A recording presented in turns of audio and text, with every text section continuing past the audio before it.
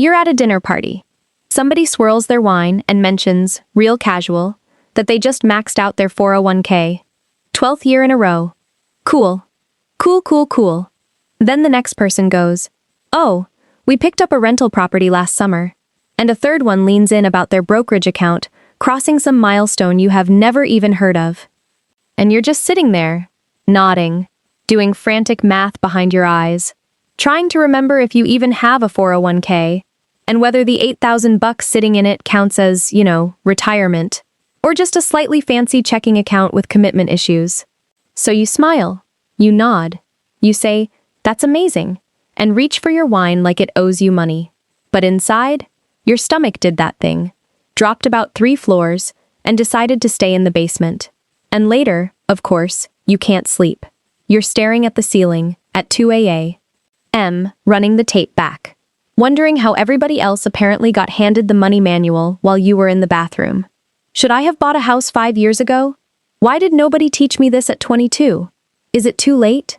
Am I going to be scanning groceries at 75? Okay, breathe. Because here's the part nobody at that table is going to say out loud. Half of them are lying. The guy with the rental property? It's been empty for 3 months and quietly eating him alive.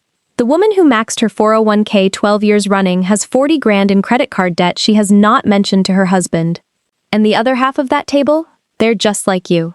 Same knot in the same stomach. They've just gotten really, really good at performing the confidence. Because apparently, that's the thing we all agreed to do as adults. And that knot you feel? It's not because you're bad with money.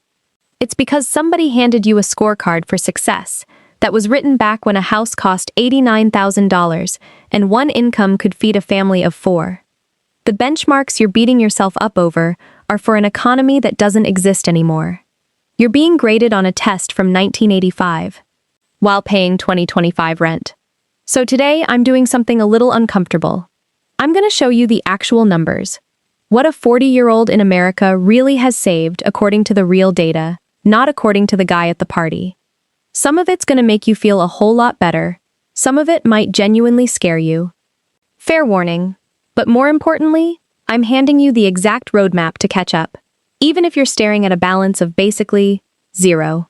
And here's the part that's going to sound impossible.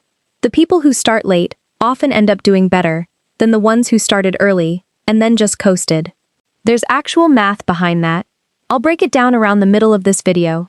It's a thing called contribution intensity, and once you get it, you'll realize your 40s might be the single most powerful money-building decade of your entire life. Quick thing before we get into it. If you've ever sat at that dinner table doing the panic math, do me a favor and drop the word same in the comments. I just want to see how not alone you actually are. Then hit subscribe, because I promise you the numbers coming up are the ones nobody bothered to show you. Alright, let's ruin some myths. Let's start with the line, every financial advisor loves to drop on you, like it's gospel. By 40, you're supposed to have 3 times your salary saved. So if you pull in 80 grand a year, you should be sitting on $240,000. Easy, rolls right off the tongue. Now here's what the actual data says. The Federal Reserve, not some guy on TikTok, the Fed, runs this survey of what Americans really have. And the median retirement savings for folks aged 35 to 44 is around $45,000. Let me say that slower, because it matters. Median, meaning half of everyone in that age bracket has less than 45 grand. Not 3 times their salary, barely 3 months of it. So if you're sitting there with 30,000, 60,000, even 100, congratulations. You're already ahead of most of the people at that dinner party. The scorecard that's been making you feel like a failure was written by the same institutions that make money off you feeling behind. Anxious people buy products. They hire advisors. They pay fees. Your panic is somebody's revenue stream. But, and I need you to hear this part, that does not mean you settle for average. Because average in America means retiring on fumes. It means working till 67 and quietly praying Social Security doesn't tap out before you do. The goal was never to beat your neighbor. It's to actually be safe. 2 very different games. So let's talk about the numbers that actually hold up. 4 of them. Number 1. Retirement. A real target, not the fantasy one, is 1.5 to 2 times your salary by 40. And here's the magic. Say you've got 120 grand invested at 40. Even if you never add another dollar, you go completely feral, stop contributing entirely. At an 8% average return, that money grows to about 780,000 by the time you're 65. That's compound interest, doing the heavy lifting while you sleep. Number 2, your emergency fund. 3 to 6 months of essential expenses. Rent, utilities, food, insurance, gas, sitting in a high-yield savings account you can touch in 24 hours. For most households, that's somewhere between 12 and 25 grand. And I need to be annoying about one thing. Your emergency fund is not your vacation fund. It's not your, a sale fund. It exists for one job, catching you when life kicks the ladder out. Job loss. A hospital bill. The transmission deciding today's the day. That's it. Number 3, debt. By 40, the high-interest stuff needs to be gone. Dead. Buried. If you're carrying a credit card balance month to month at 20-something%, that's not a bill. That's a fire in your kitchen. Because that interest compounds against you with the exact same force that compound interest is supposed to work for you. Every month you carry that balance, you're on a treadmill, someone designed specifically, so you never move forward. Number 4, income. By 40, you should be earning noticeably more than you did at 30. Like 30% more, adjusted for inflation. Not for the flex, for the math. Because the person making 50 grand who saves 20% puts away 10,000 a year. The person making 100 grand saving that same 20% puts away 20. Same discipline, double the fuel. Over 25 years, that gap isn't a rounding error, it's a house. Now, I know what happens right about here. You look at those 4, you count the ones you're behind on, and your brain goes, great, I've wasted a decade, might as well give up and befriend the sad discount ramen. Don't. Because here's the thing. Nobody tells you. Catching up in your 40s is actually easier than building from scratch in your 20s. I know. Sounds fake. Stay with me. 3 reasons. 1. You earn more now.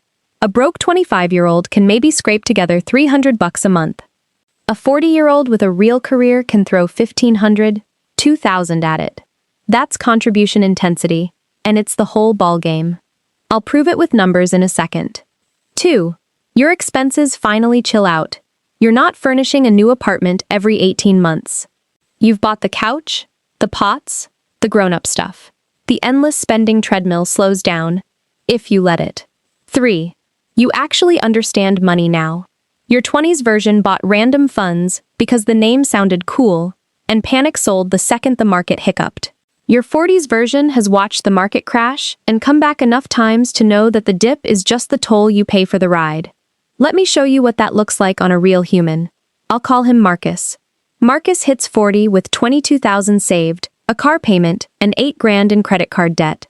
Making 85,000 a year and still somehow ending every month with the same sad number in checking. Not reckless, just never intentional. Every raise got quietly eaten by a slightly nicer apartment, slightly better takeout. A whole decade, just evaporated. 7 years later, different man. No lottery, no dead rich uncle. No genius side hustle. Just moves, in order. Move 1, stop the bleeding. He printed 3 months of statements and went through them with a highlighter like a detective. Found 3 streaming services he forgot he had. A gym he hadn't seen since the previous administration. Subscription boxes going straight to the closet. $340 a month?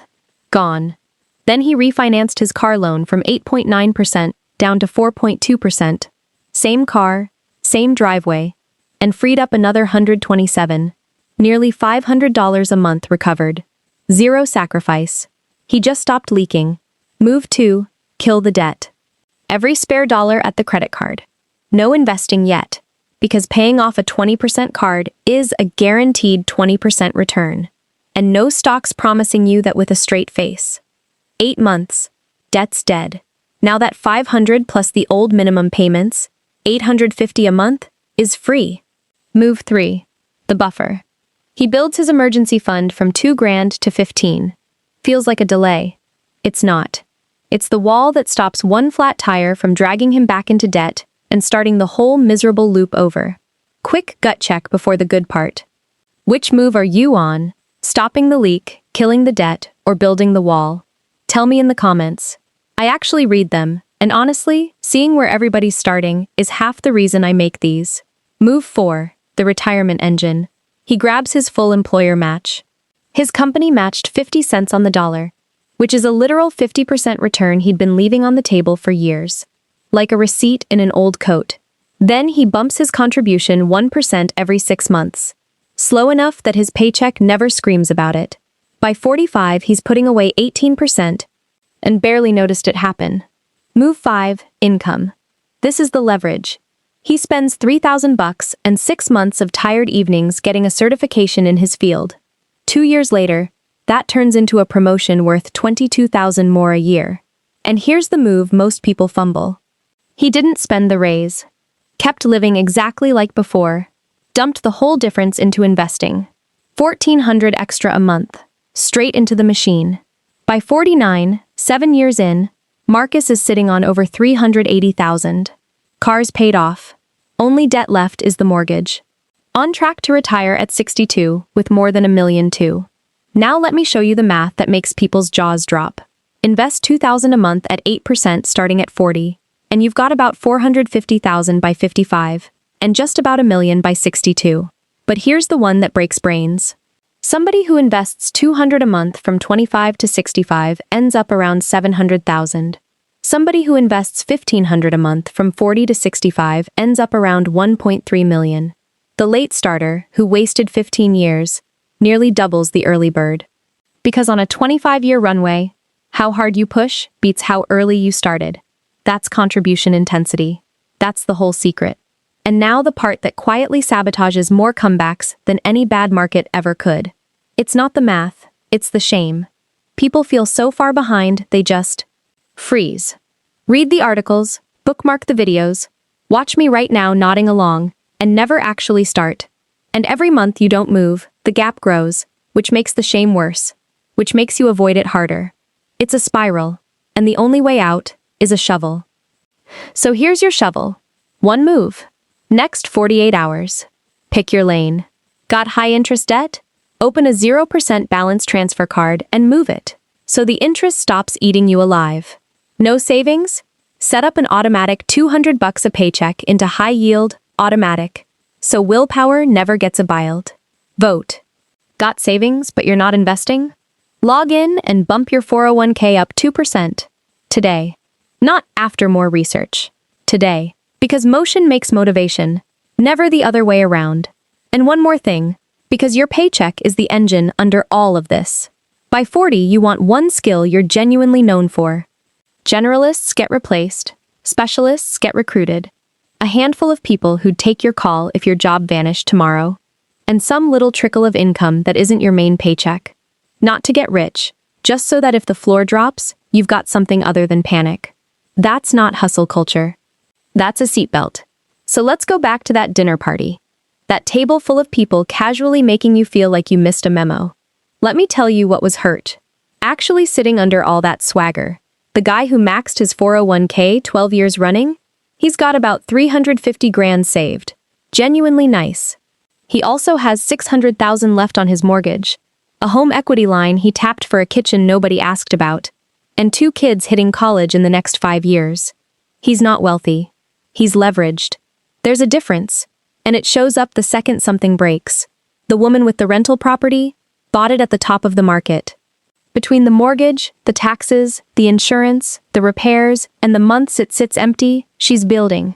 Losing $400 a month. She tells herself she's building equity. The math says she's building a very expensive hobby. And the brokerage milestone person inherited 200 grand from a grandparent. Didn't build it, received it.